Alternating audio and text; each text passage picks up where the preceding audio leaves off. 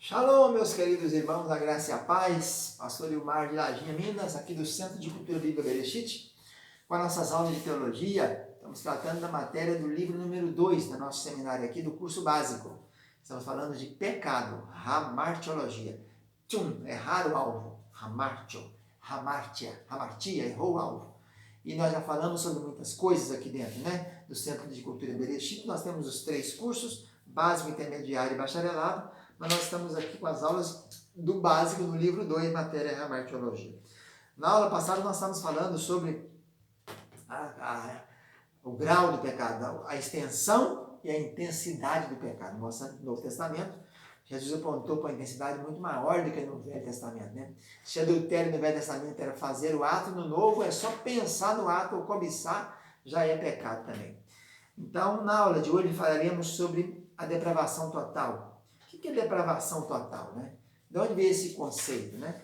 Esse conceito está baseado naquela velha frase, um pecou e todos pecaram, né? Depois, o pecado foi transmitido, né? Pecado como se fosse pecado geracional. Então, o adjetivo total é muitas vezes associado à ideia de depravação, por isso é depravação total. Logo no começo da Bíblia lemos, viu o Senhor que a maldade do homem se havia multiplicado na terra, e que era continuamente mal todo o desígnio do seu coração. Gênesis 6:5. Não queremos dizer o que a depravação não é. Vamos ver primeiro o que a depravação não é, para depois ver o que ela é. Primeiro, ela não não quer dizer que a pessoa não regenerada seja totalmente insensível em questões de consciência, de certo e errado, uma vez que a afirmação de Paulo em Romanos 2,15 diz que os gentios têm a lei escrita no coração, de modo que disso dão testemunho também as suas consciências e os seus pensamentos, ora acusando-os, ora defendendo, né? A NVI, na versão da NVI. Então, não é entender que é insensibilidade. Também não é depravação total, não é dizer que o pecador é tão pecador quanto possível. Não é. Há pessoas não regeneradas genuinamente, altruístas, que pensam em outros, que mostram gentileza, generosidade, amor, né? E por último, depravação total não é doutrina. Não se pressupõe nela que o pecador se envolve em todas as formas possíveis de pecado. Então, 3 coisas que não são depravação total.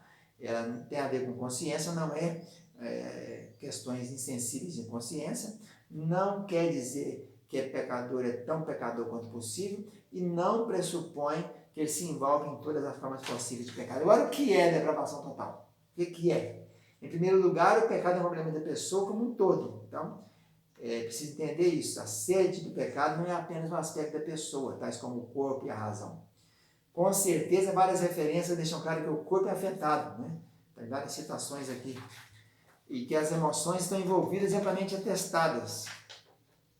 Então, por fim, é evidente que a vontade também é afetada. Pessoas não regeneradas não têm verdadeira liberdade de escolha, são escravas do pecado. Além disso, a depravação total implica que mesmo o altruísta que pensa nos outros em vez de em si, né, pensa mais no outro do que em si, da pessoa não regenerada, sempre contém um elemento de motivação imprópria.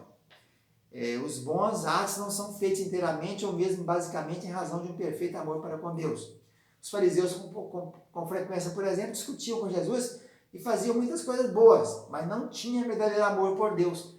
Na cabeça dos fariseus, saduceus e escribas, doutor da lei, sacerdotes daquele tempo de Jesus, eles estavam cumprindo a lei certinha, estavam pensando que estavam fazendo o que era correto, mas estavam fazendo as coisas erradas, né? Teve os ai de vós, fariseus e escribas, né? Várias vezes.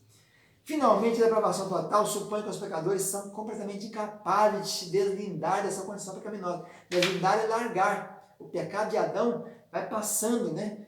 Um pecou e todos pecaram, até Jesus chegar e quebrar aquela situação, pagando o escrito de dívida que havia contra nós nas suas ordenanças, conforme cita Colossenses e Filipenses, e levando cativo o cativeiro, enchendo o universo, dando dons aos homens. A partir de Jesus, nós temos condição, se aceitarmos o sacrifício que ele fez por nós, de voltarmos a um estado antes da depravação total, antes de Adão pecar, que é o estado onde nós somos direcionados pelo Espírito, o Espírito mandando na alma, a alma mandando no corpo. Isso aí é o homem verdadeiramente na sua posição de imagem e semelhança de Deus.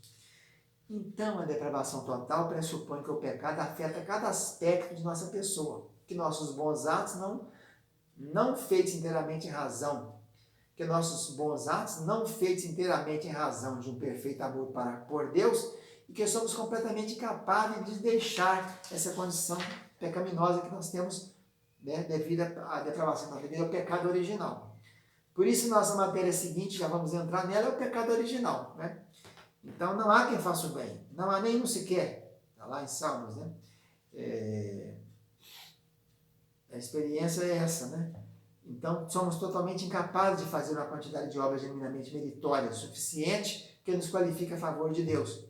A Bíblia diz isso: todos se extraviaram e juntamente se corromperam, depravaram. Salmo 14, Salmo 53. Não há quem faça o bem, não há nenhum sequer. Então, antes, vamos concluir essa matéria aqui da depravação total, lembrando que o pecado entrou no mundo através de Adão, né, que aí vamos colocar como Adão antigo, e para isso o Senhor, Deus, a Trindade, então já determinou, a própria palavra que Deus amaldiçoou o homem no Éden, quando amaldiçoou Adão, amaldiçoou Eva e a serpente, ele diz: um descendente de Adão nascerá na terra, ele vai pisar a cabeça da serpente, vai acabar com você, diabo, vai tirar o escrito de dívida que Adão assinou. A depravação total veio após isso, quando todos nós nos tornamos pecadores porque Adão pecou. Quando Jesus vem, ele é o novo Adão, né? Então, ele vai pagar a conta. Por isso, na cruz, ele disse: tetelestai.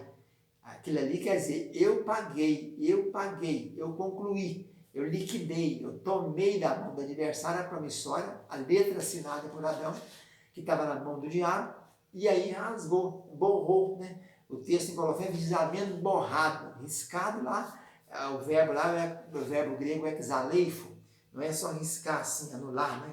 Porque aí você pode ler tudo quando se risca apenas. Exaleifo é borrar, e havendo borrado o escrito de dívida que havia contra nós, assinado por Adão, quando pecou, ele cravou na cruz e disse então as palavras: tetelestai, quer dizer, está consumado, está pago, eu paguei. Aí nós podemos agora, aceitando o sacrifício de Jesus, voltar ao estado original e acabar com essa maneira, com essa situação de carregar esses pecados, de carregar em nós as consequências do pecado adâmico. Próxima aula veremos então o pecado original. Fica na paz, tchau, tchau.